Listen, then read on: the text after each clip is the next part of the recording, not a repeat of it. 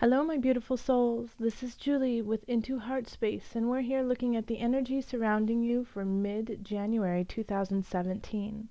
Before I get into your reading, I wanted to express my utmost gratitude and thanks for everyone who has been watching the videos, giving feedback, and helping me to grow into a better reader and healer.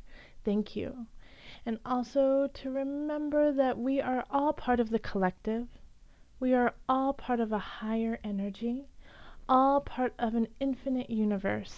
And so whatever it is that you say, you do, you feel, you think, you speak, you write, goes into the ethers of the collective. So it is up to us to be mindful and think what we do, who we are, how we live. Is it raising the vibrations and the energy of all? Is it raising the vibrations and energy of myself? Is it raising and highering the vibrations of this universe? Think about that with everything you do and who you are, for you are not alone. Everything you do is reflected and felt in the collective. And so I'm going to start pulling a card for the collective before I do your readings. And this card will resonate with everyone on some certain level. It might be subconscious, it might be conscious, but this is for everyone. This one card will speak to everyone in some way. This is a reminder that we are part of this intricate web, that your thoughts, your prayers, your tears, your anger, your fear, your respect, your bitterness, your love, your joy, we feel. So, I call on the highest light, the highest energy for the collective. What is the message? What does the collective need to hear?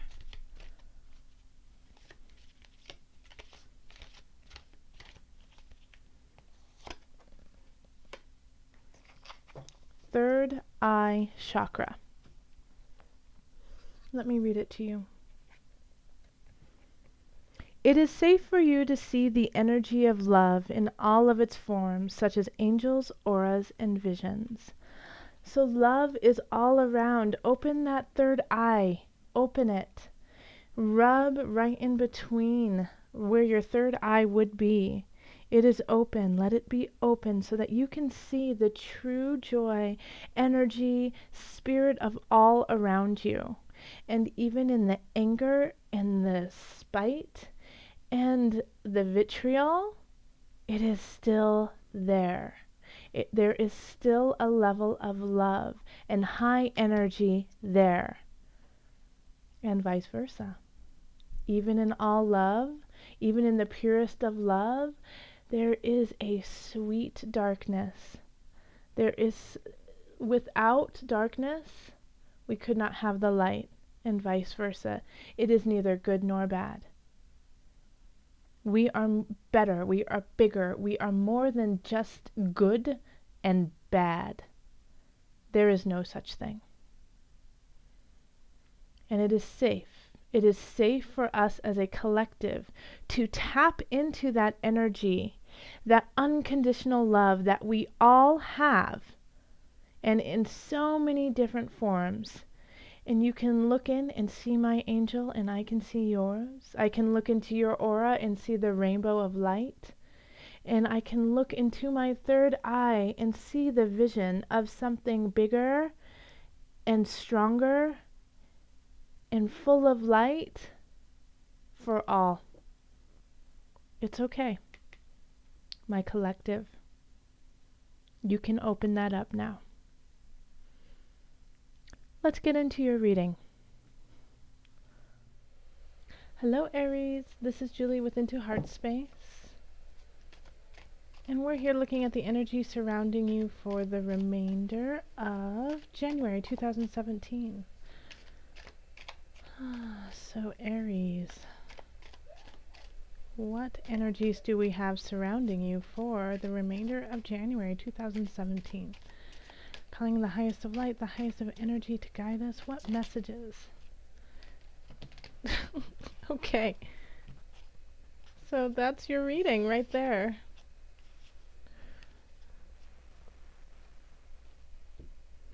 And you know, sometimes I put it back, sometimes I keep it. It's all off of intuition. Like if I resonate right away that the cards need to stay, then I keep it.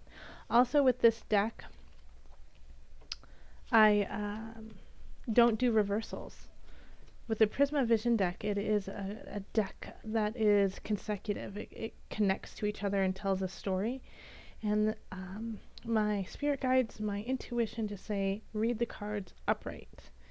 It's a story. There's a story here, and I want to respect that.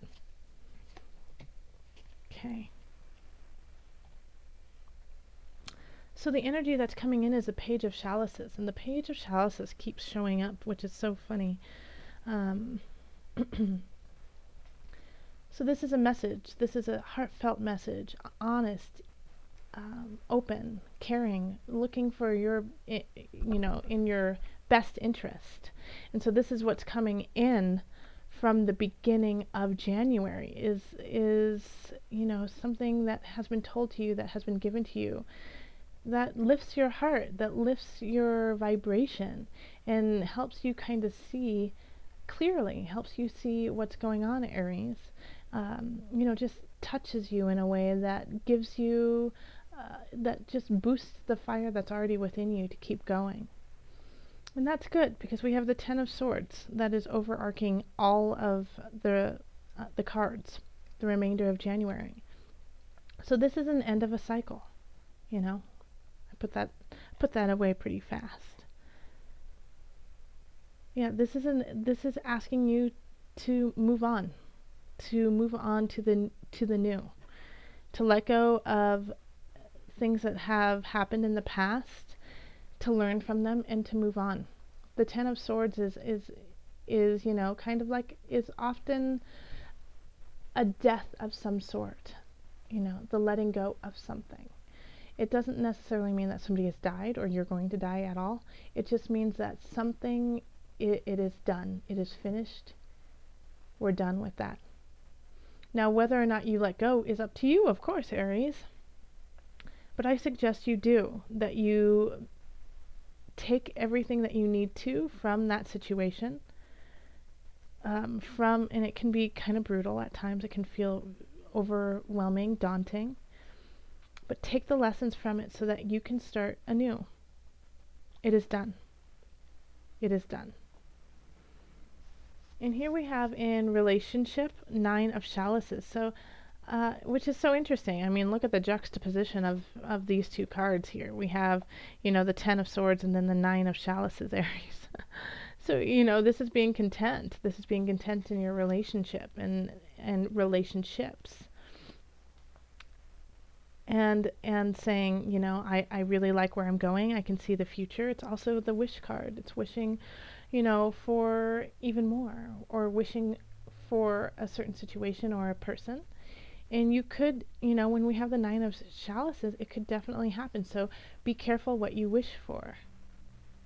You know, what I think with the 10 of swords is you're kind of wishing for a reprieve. You're wishing to let go. You're like, I don't want to think about this person anymore. I don't want them in my life. I want to be free. I don't want this pain. I don't want this heartache anymore. I want to let it go. I want to have a brighter future. And you can see it, but it's hard to let go. It's hard to let go of that love, of that connection. But it's time for you to break that karmic bond, and not even you can't break karmic bonds. They're there. But to learn from it and to let go of it, you know, let go of how tight it is around you. That's what it is. Okay, so it's not, yes, you can you can only break karmic bonds once you have learned what you need to learn from that situation. Otherwise, it'll keep coming back. Spirit was like slapping me on the wrist, being like, Julie, yes, you can. You need to break certain karmic bonds. That's why they're there, is to learn from it and to let it go. So the only way you can is taking the information you need. And then we have the High Priestess. So Aries, you're walking in the spiritual realm. You're walking in the spiritual realm, and you're also walking in the material realm.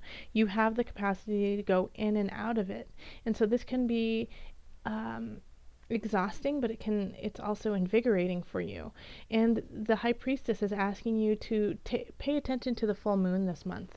You know, the High Priestess, I mean, if you see the moon there, the full moon is in Cancer this month, and it's saying that something's going to happen around there that you really need to pay attention to, that is a spiritual, that is a divine calling, that is a divine intervention.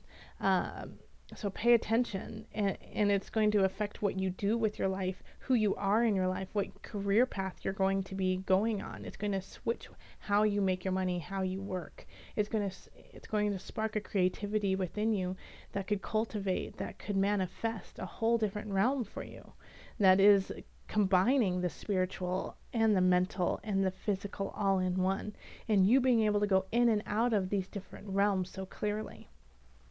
So pay attention to that full moon.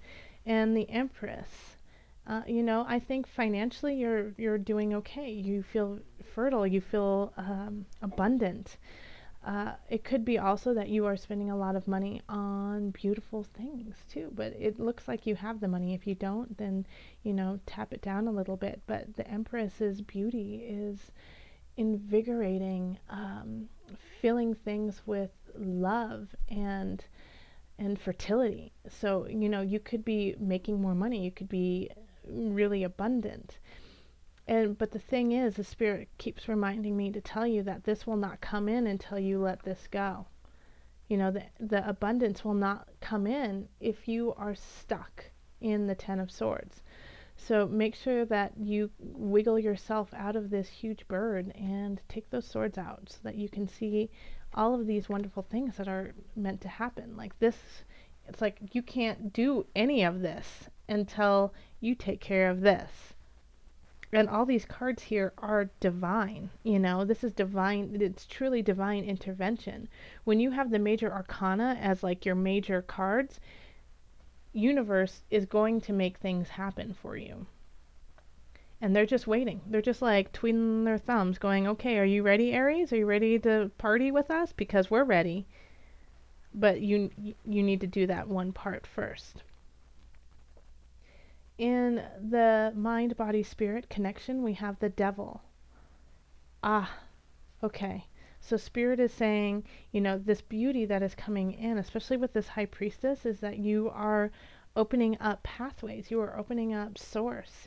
You are making this connection to divine. So make sure that you aren't getting spiritual warfare. It's lurking. Aries, it's lurking. So with that, with the Devil, it's going to often come in ways of self-doubt. It's going to come in ways of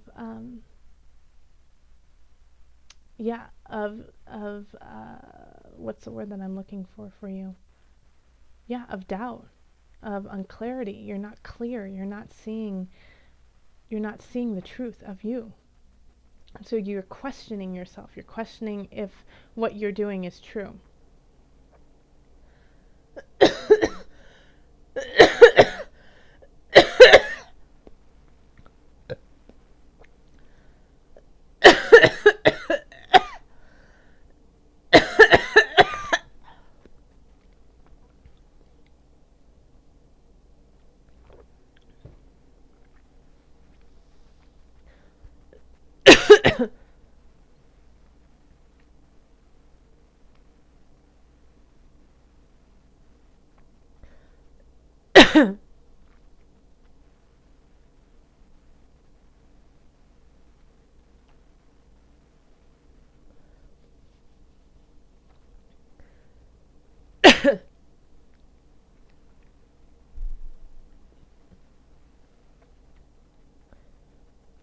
Aries, it's going to come in ways of like self-deprecation.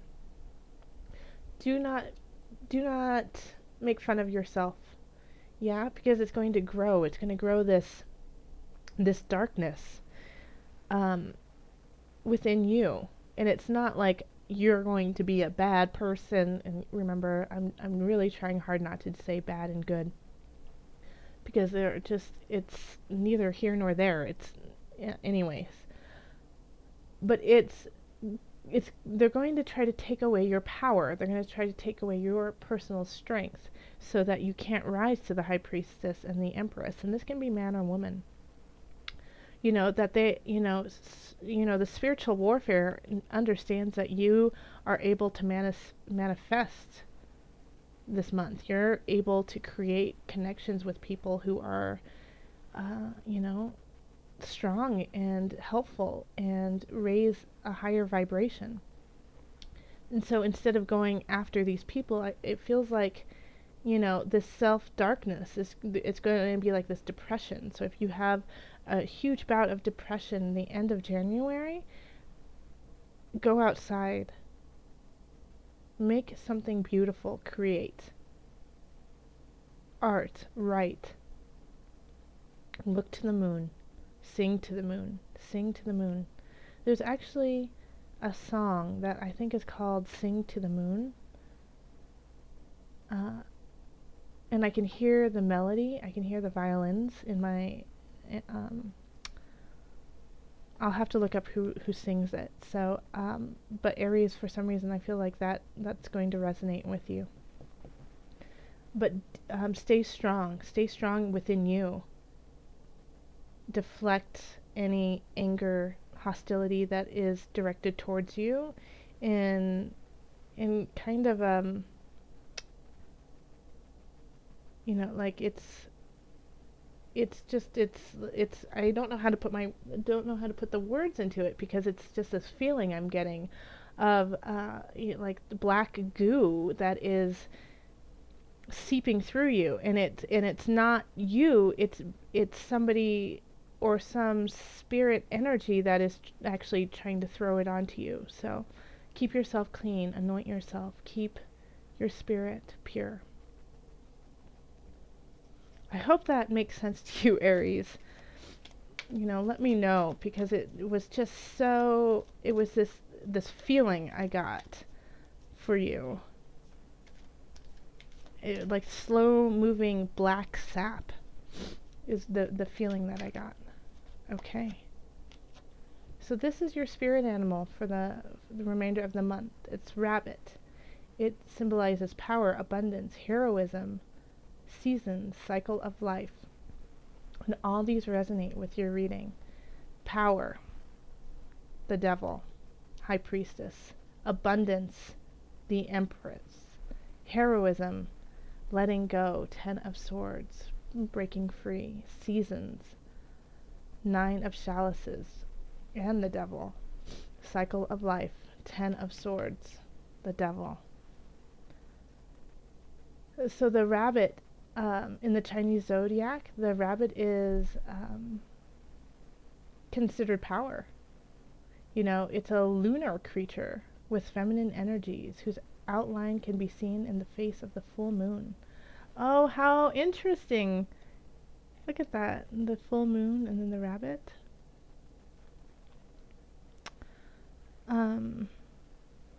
Many Native American rabbit myths tell of the hare returning the sun to the sky and restoring warmth, the patterns of day and night, and the seasons and prosperity.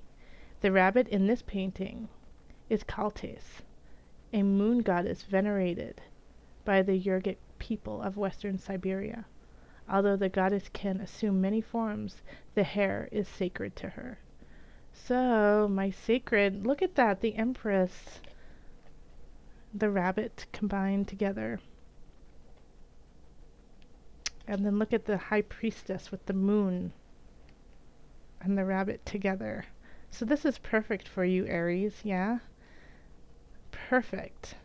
So tap into your power, your abundance, your cycles that are ending, and new cycles that are beginning. Listen to the messages that are coming in from the beginning of January. They are speaking love and joy and energy towards you to move forward. But this can't happen until you let go. Don't listen to the self-doubt. Don't be self-deprecating. Energies are going to try to stop you because they know the power of you. They know the strength of you. And they are scared. They're scared of it. Don't let them bring you down. You fly high. Fly high, Aries. If you would like a personal reading, find me on my website or email or Facebook or Twitter, and we can set up a reading. I do Skype readings, phone readings, and video readings that I can send to you within 5 to 7 days. They're really affordable. Go to my website and you can see all of the information there. All right, thank you so much. Love, joy, and blessings.